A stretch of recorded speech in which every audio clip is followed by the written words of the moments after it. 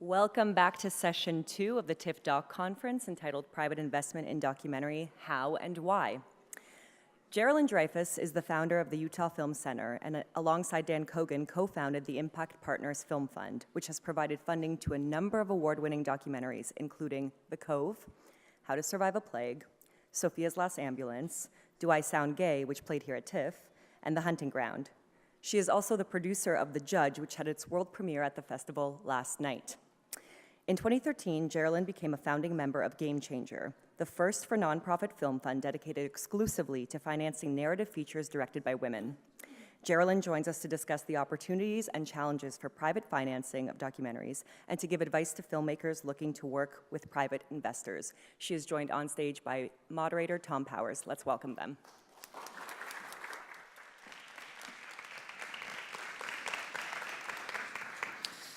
Thank you. So in our previous session, we heard Heidi Ewing and Rachel Grady talking about an angel investor, kind of giving them their first push on one of us, and she's sitting right here, that angel investor. So. And what a film! That got the reviews on that film is so beautiful because it was so nuanced, and we were. And that's not the only film that you have an involvement here with TIFF. You're an executive producer on The Judge, a film about the first female Sharia judge in the Middle East that had its world premiere yesterday. And you have some involvement in the film Scotty and the Secret History of Hollywood.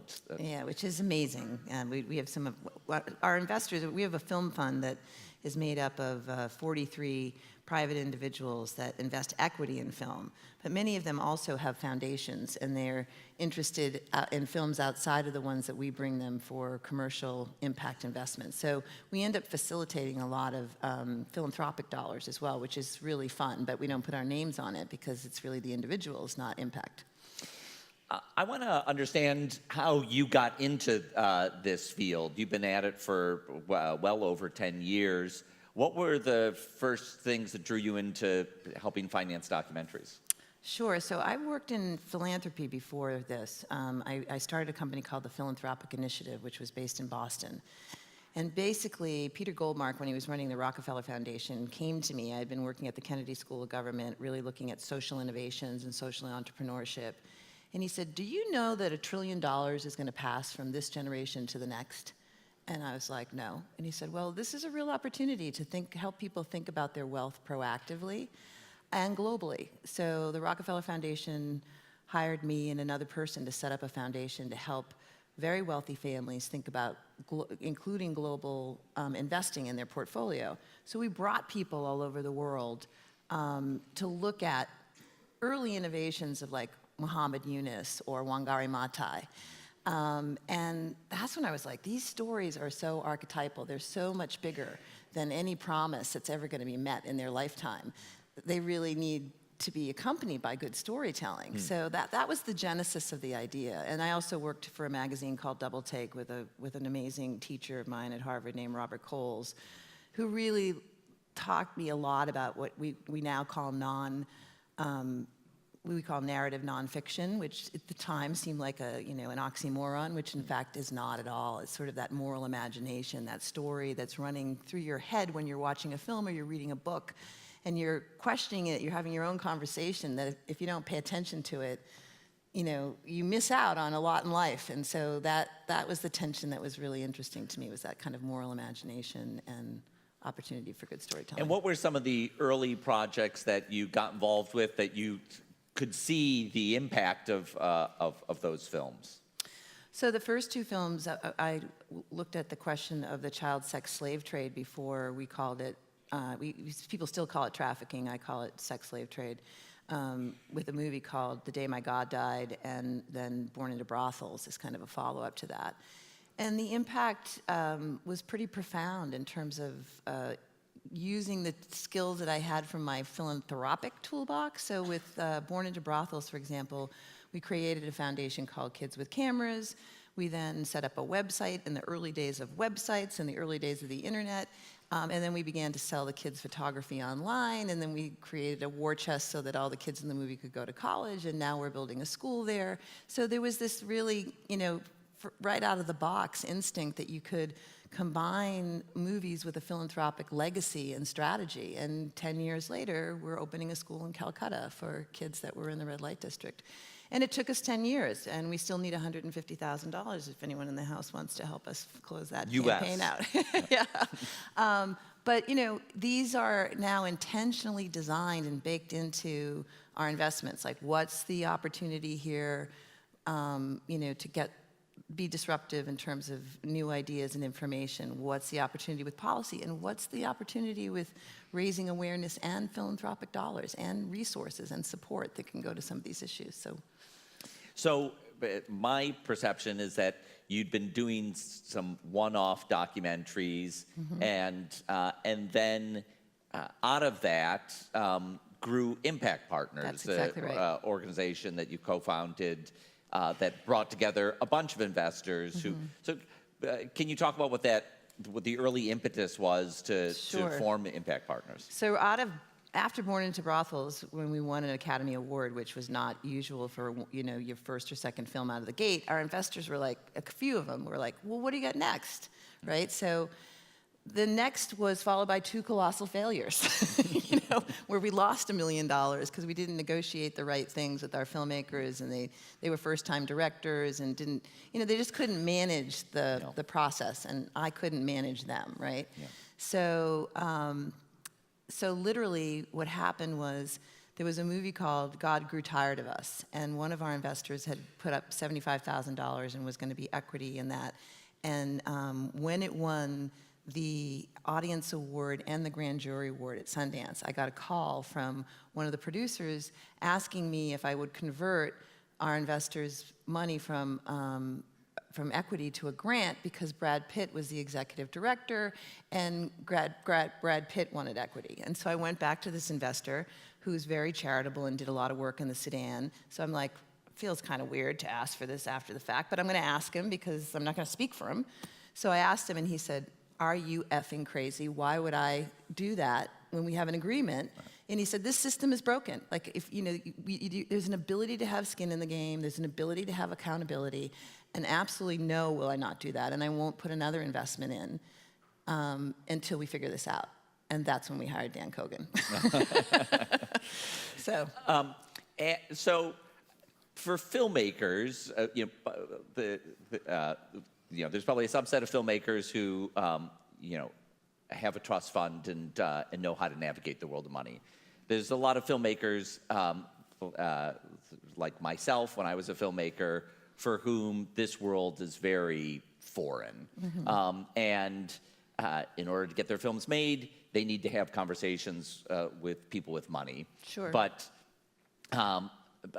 it's almost like there's, you know, a different language being discussed. And I remember as a filmmaker when I was, you know, looking for people to invest in films, like, you don't know, are you insulting them by asking them for money? Are you, like, when can you push? What, you know, when they initially gave you $50,000, but now you need another $25,000 more. Can you ask that? So I wonder if you have, like, you know, some general advice for, you know, for filmmakers who have a project, and, you know, how do they talk to people with money? Sure. So the first thing I would say is that anybody that has money that's taking a meeting with you knows you're going to ask them for money. So take the boogeyman out of the room. If they're agreeing to give you 20 minutes of their time, it's because they're already interested in what you have to say, or somebody that asks them to take the time they believe in. And so the idea that they don't know that you're coming to them and going to, at the end of it, ask them for money is just not the case. Everybody knows that's going to happen.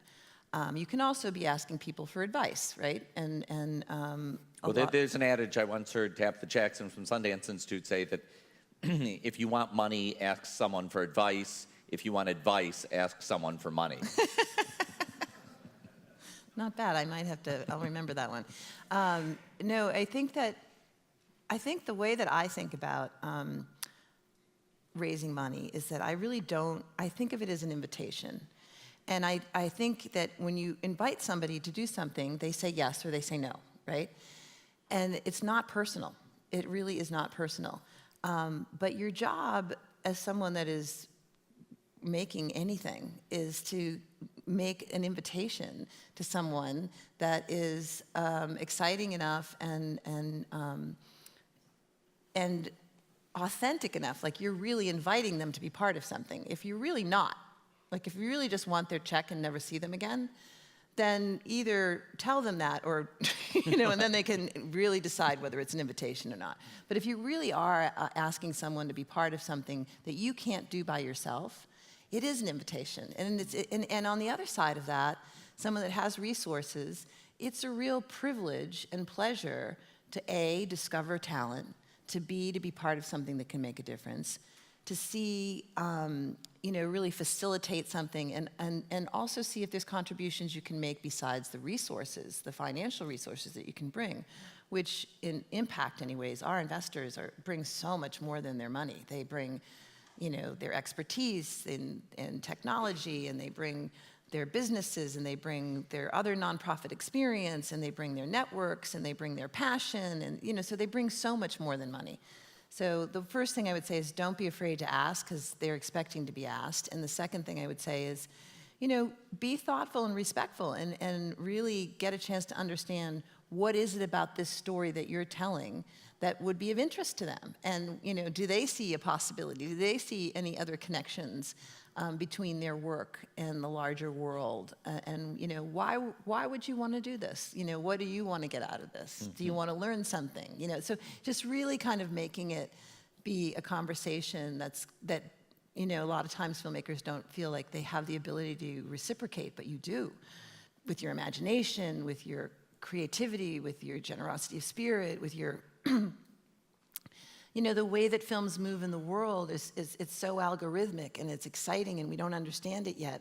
So to sort of like allow someone to be on that magic carpet ride is a real gift. I really believe that. Well, indeed, Dan Kogan, who's with you at Impact Partners, gave a talk on this stage a few years ago called The Gift, which I think you can Google. If you Google Dan Kogan, The Gift, TIFF conference, you'll find the text of the speech he gave where he talked about that.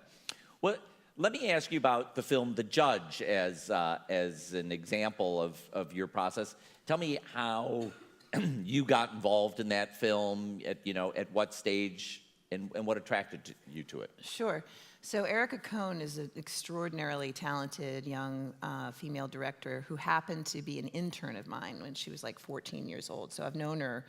She was a standout young student at a public high school in Salt Lake City. She went to a program called Spy Hop. She was like absolutely top of class from the very beginning, and you just watched her. Like we should say you're based in Salt Lake City, which isn't where anyone would think a documentary investor would be based. But except you can be based anywhere and be an investor, and Salt Lake does have Sundance right there, so it's not a bad place to be making films. And come live if you're interested.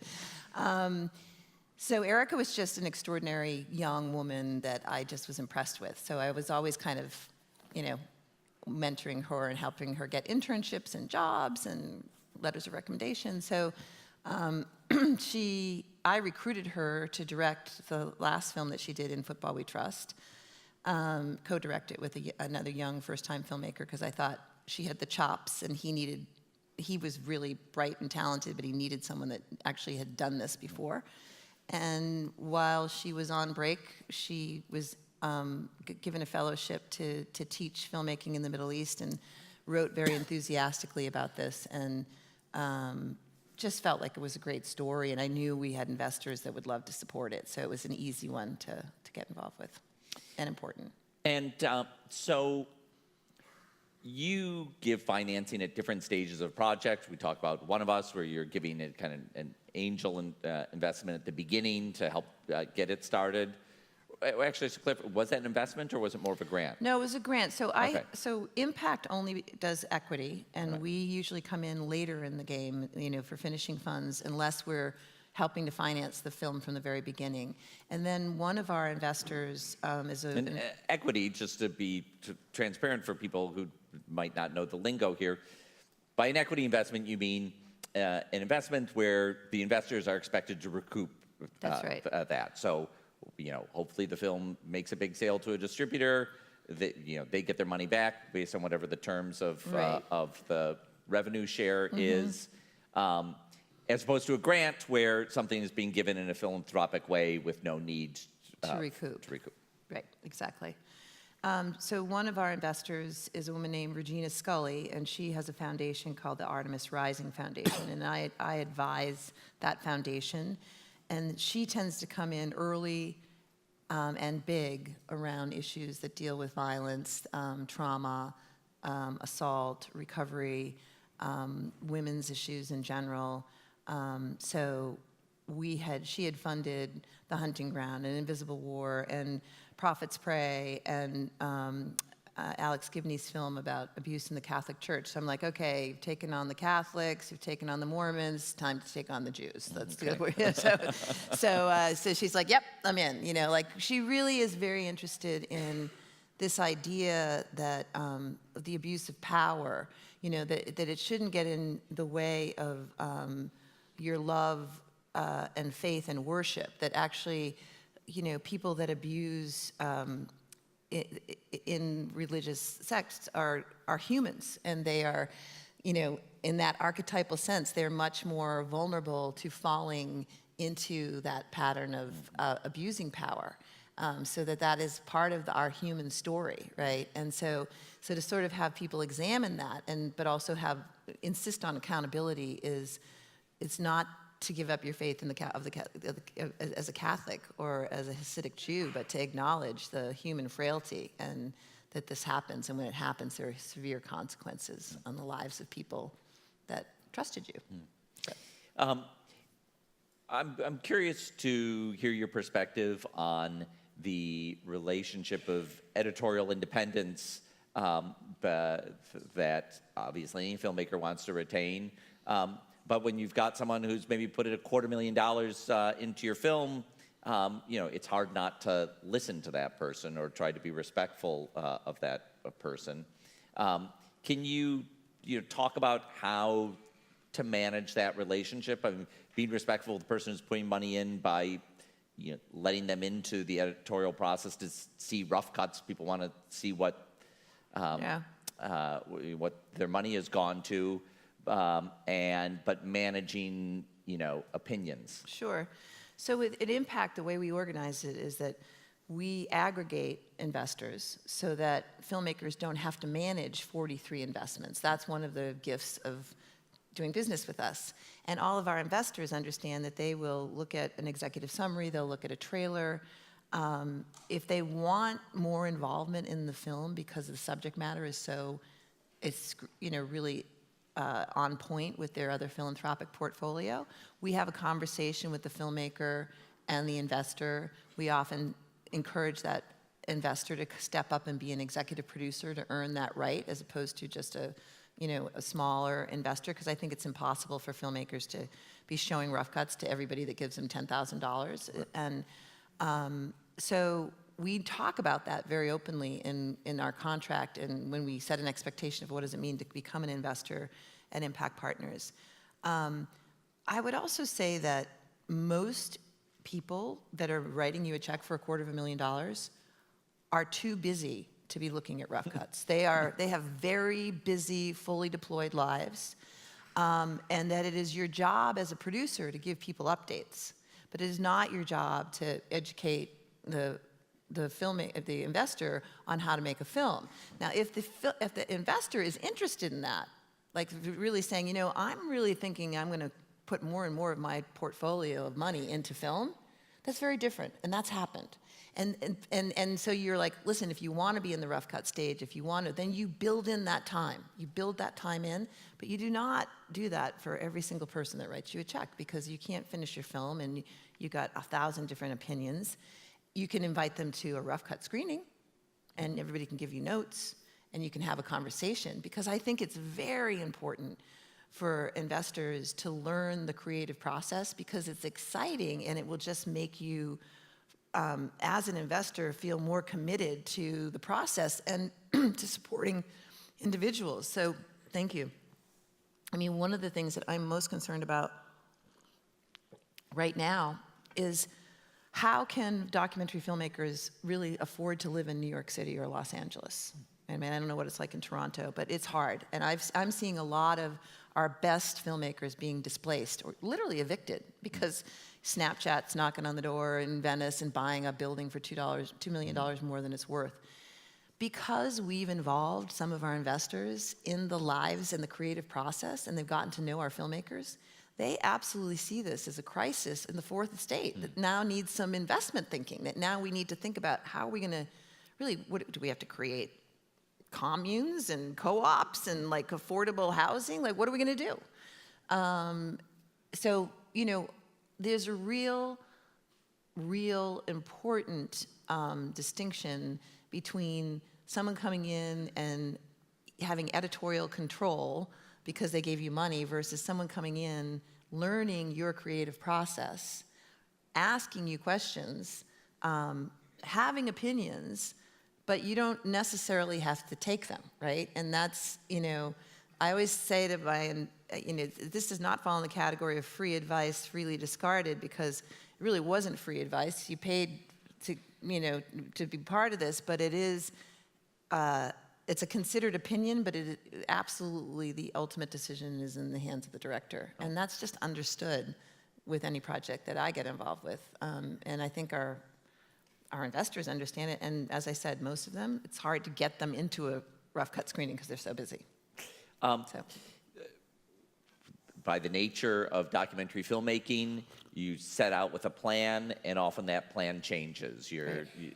The story goes in a different direction than you thought, or you lose access, or something you thought was going to play out over 6 months, it stretches into 18 months, and you know, budgets, something you thought was going to cost $250,000 rises to $500,000. Right. Can you talk about managing those points of delivering bad news? Sure.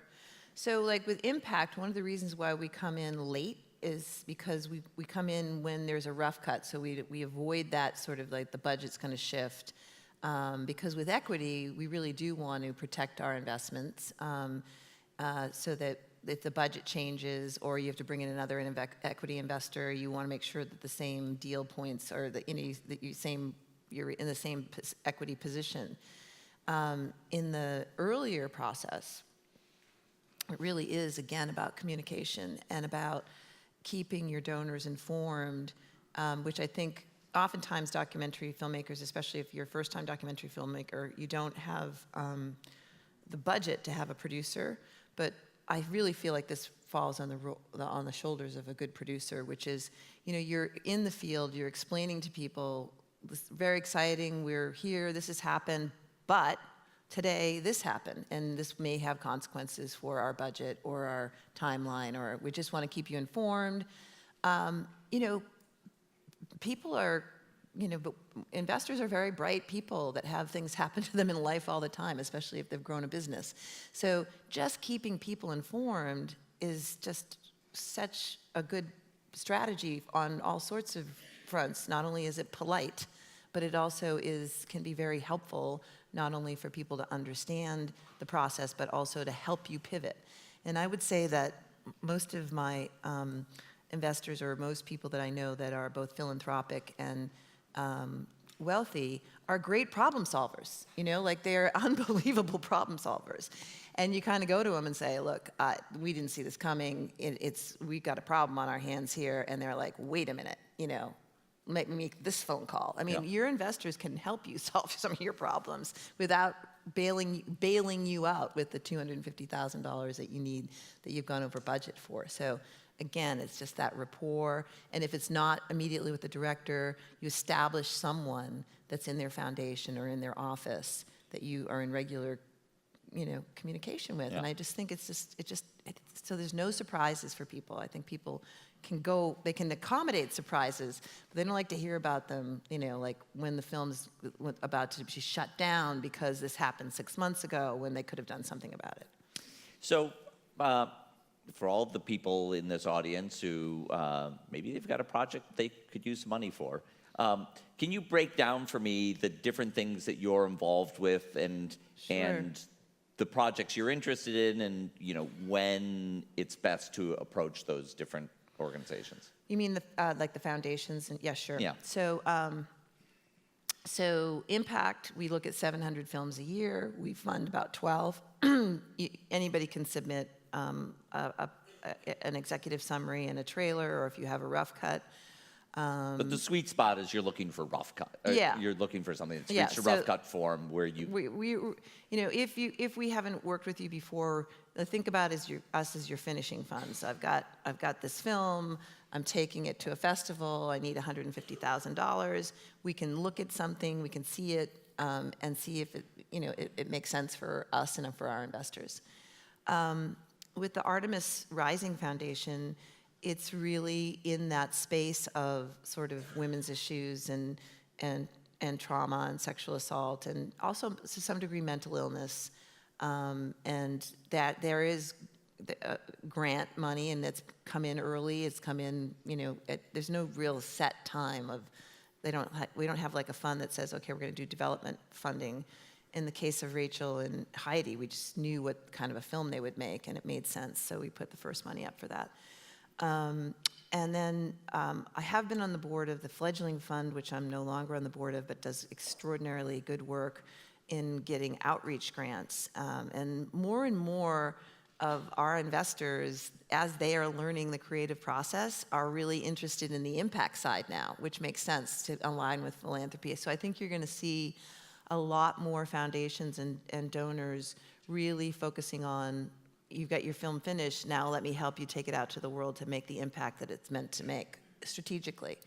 And that's the area of field building, which I think is the most exciting in terms of social media and outreach and engagement, and people are getting smarter, and the same algorithms that were used against our presidential election are going to be used now to target audiences. So these things can be used for good. This company, Oprum, that Jay from Parts and Labor has just joined, is really interesting what they're doing with targeting audiences through scrubbing social analytics. So there's all these new exciting ways to get your film out into the world. And people would understand, I could invest $50,000 in that and see if it went to the box office with a multiple of 10x or something. So you're getting a lot more tools to go to investors that are attracted to the different part of the ecosystem, because I find that people that are wealthy and philanthropic are just like everybody else. They have, some people's sweet spot is like early risk. I want to be on the ground floor. Other people's like, no, I want to have impact. And so none of it's wrong. There's an opportunity throughout the whole ecosystem of making a film.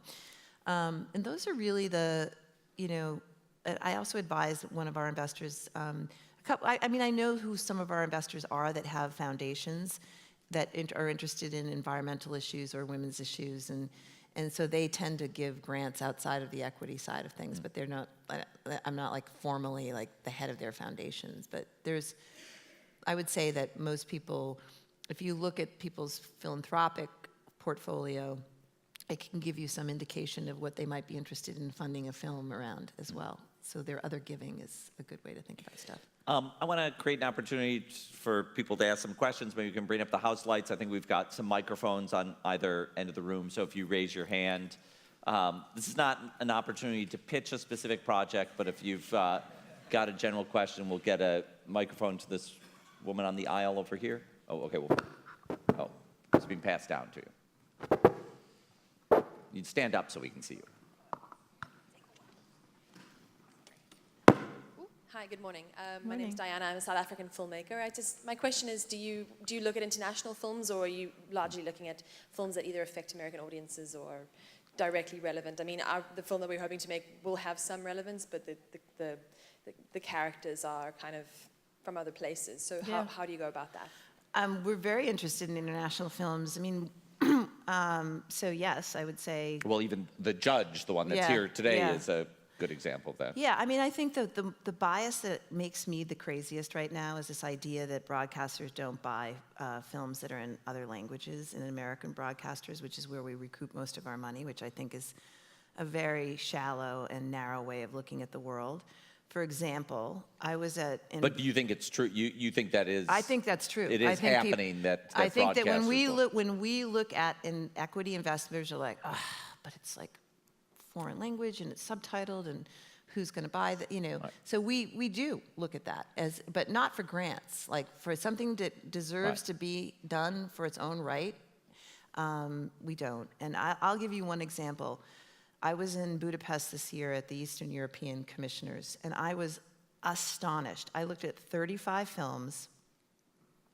Not one of them needed more than $40,000 to finish because they're still in the European model, and they were great. And as a matter of fact, the other side of everything. The other side of everything was there, and I tonight. desperately tried to get $45,000 for that film, for that filmmaker to come here because I think she's spectacular talent, and her next film on Izzy's going to be even better.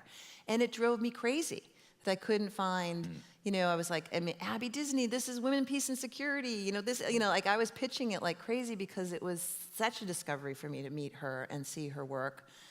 And in fact, I walked away.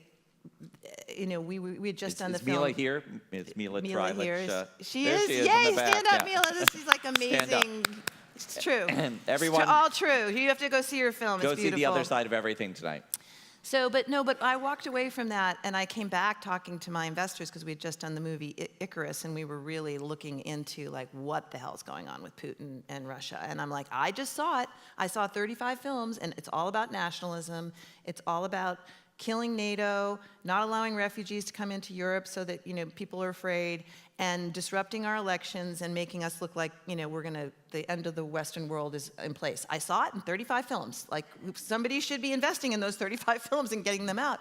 And then the question was, well, who's going to watch them because they're in Serbian, they're in these different languages, and it's a real problem. I mean, these filmmakers I learned so much from, and I was just astonished by how good they were and how little. I mean, like, if we had a State Department that, I would like, you should put money into these films, but not that they would necessarily want money from the American government, but it's like as a strategy for democracy building, we have to support these filmmakers and get money to them. And we have to think beyond the box office, but we also have to think beyond the subtitles because the storytelling is amazing, and it is, you can begin to see what's about to happen that people aren't paying attention to. Right. So. All right, let's Yes. Hand up here, get you a microphone. Thank you very much for your discussion. Over and above the film, could you elaborate or speak to the impact that some films can have? Are there tips, techniques that really contribute more to the social impact that films are trying to achieve? Maybe there's an example that you could cite. Thank you. Sure. Well, I think every film is different, right? So when you're making your film, it's your job as a filmmaker to know who are you making this film for? Like, what do you expect and want to accomplish by making this film? How is the world going to be different because you made the film, right? You don't just need to know that for your investors. You need to know that for yourself. And I think that, when we looked at The Invisible War, which was a film about sexual assault in the military, we just needed to know two things. One was that you're more likely to be sexually assaulted if you go into the U.S. military than you are to be hurt on the line of duty. That's fucked up, right? Okay. And what can you do about that? Well, it turns out that, the executive branch, there is a real chain of command on how things can change in the U.S. military that was penetrable and that a good film could fix. So we were like, yes, we are going to take this Pentagon down on this without, firing a shot, just showing them what the statistics look like. And that's what a good film was able to do. And now the film is 78% of anyone going into the U.S. military watch that film as part of basic training. So we use that same strategy with The Hunting Ground, where if you are more likely, if you're 18 years old and female, to be raped if you go to college than not go to college, that's fucked up. That is not the American dream, right? So what's going on our college campuses? What are we going to do about this? How are we going to, use a film? You should start a fund called That's Fucked Up. I swear to God. People come in and pitch us and we go, that's fucked up. That's crazy, So the same thing, you know, now universities, there were 170 universities that were under review for Title IX, right? They were being reviewed by the federal government for not providing equal access to safety on college campuses. They were considered to be negligent, and therefore, those 170 universities were required to show that movie as part of freshman week. Like, you know, here's what you want to figure out. Now, I think it should be required for anybody going to college in terms of a conversation about what's happening around consent and alcohol and sexual assault. But these were strategies that we saw that were baked into the movie and the ability to do outreach. You know, I mean, I could list 100 movies that have had unbelievable impact. The one that's most impressive to me this year is I Am Jane Doe. And Mary Mazzio is like this amazing director and ferocious with her outreach. But what she did was there was a lawsuit in California against Backpage, which is an online, it's like, you know, it's a newspaper, but they were selling classified ads, and they were trafficking young girls on the internet illegally. These girls were getting recruited, and they were being trafficked. And so there was a group of mothers that got together and did a class action suit, and Kamala Harris sued Backpage. But then Backpage sued the state of California because they said that he was arrested unlawfully because there was not a law that said that you couldn't do this digitally. There's a law on print. And this is a real problem. Our technology is moving so fast, our laws don't keep up with it. Same thing with Cambridge Analytica, using our data, our voting data. Every American voter's data is in London being used against us in this lax election, but we don't have privacy laws to protect against that. Europe does. You know, France shut down social media 3 days before the election. So there's so much education that needs to be done. So the Backpage question was, it's just one little section that needed to be amended.